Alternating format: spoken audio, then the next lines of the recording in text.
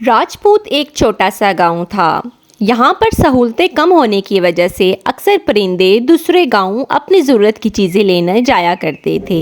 दूसरे गांव जाने के लिए उन्हें एक घने जंगल को पार करना पड़ता था, जो बहुत ही ज़्यादा खौफनाक था।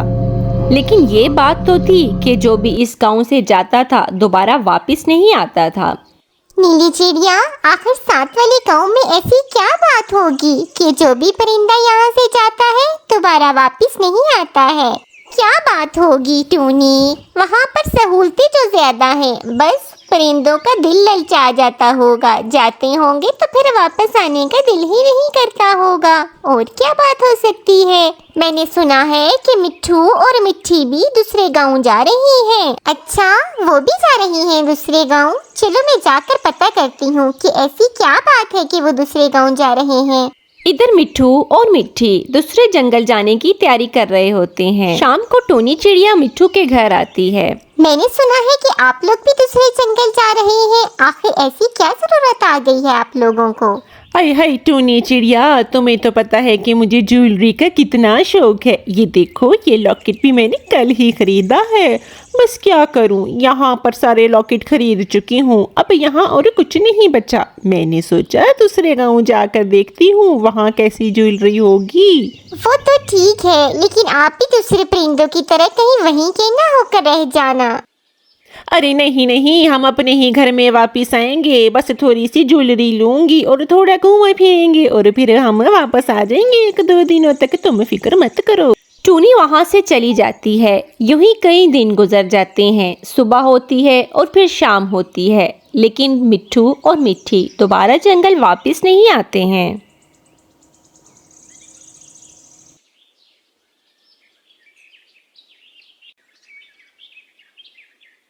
नीली चिड़िया टूनी के घर आती है और कहती है, टूनी, देखा, मैंने तुम्हें कहा था ना, ये मिट्ठू और मिट्ठी भी वापस नहीं आएंगे दूसरे पक्षियों की तरह।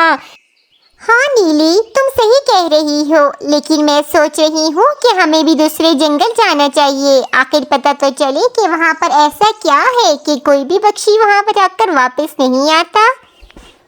हाँ टूनी, तुम बिल्कुल ठीक कह रही हो, हमें भी ज़रूर वहाँ जाकर देखना चाहिए। यूं टूनी और नीली चिड़िया दूसरे जंगल जाने का प्रोग्राम बनाने लगते हैं। रास्ते में जब वो जंगल में पहुंचते हैं तो उन्हें वो जंगल बहुत खौफनाक लगता है। अरे नीली, ये जंगल तो वाकई ही बहुत खौफनाक है। हमने तो सिर्फ सुना ही था इस जंगल के बारे में। अभी वो बात ही कर रही होती हैं कि साथ वाले दरख्त से भूतियां चुड़ैलें बाहर आ जाती हैं।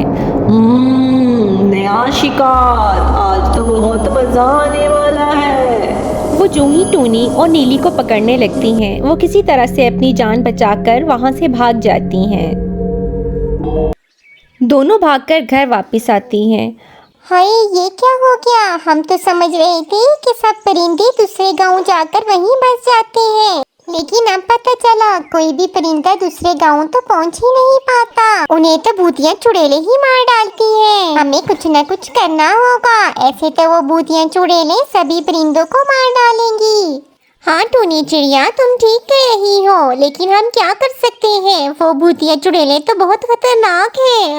तो टूनी चिड़िया कहती है, मैं एक आलम बाबा को जानती हूँ, मेरे ख्याल में हमें उनके पास जाना चाहिए। शायद उनके पास हमारे मसले का हल हो, शायद वो हमें कोई तरकीब बताएं। फिर वो दोनों आलिम चील को बुलाती हैं। आलिम चील के आने के बाद टूनी आलिम चील को सब कुछ बताती है। उस जंगल में पहले 5 बहनें रहा करती थीं। जायदाद की खातिर कड़कनाथ सेठ ने उन्हें मार डाला और उन्हें उसी दरख्त के नीचे दफना दिया। इसीलिए अब उस पर भूतिया चिड़िया तैसाए हैं। वो तब तक दूसरे परिंदों को मारती रहेंगी जब तक वो कड़कनाथ सेठ को ना मार लें। कड़कनाथ सेठ बहुत जालिम है, उसने सभी पक्षियों को बहुत तंग कर रखा है। अगर किसी तरीके से वो वहाँ चला जाता है तो सभी परिंदों की भी उससे जान छूट जाएगी और भूतिया चिड़िया भी अपना इंतकाम ले लें।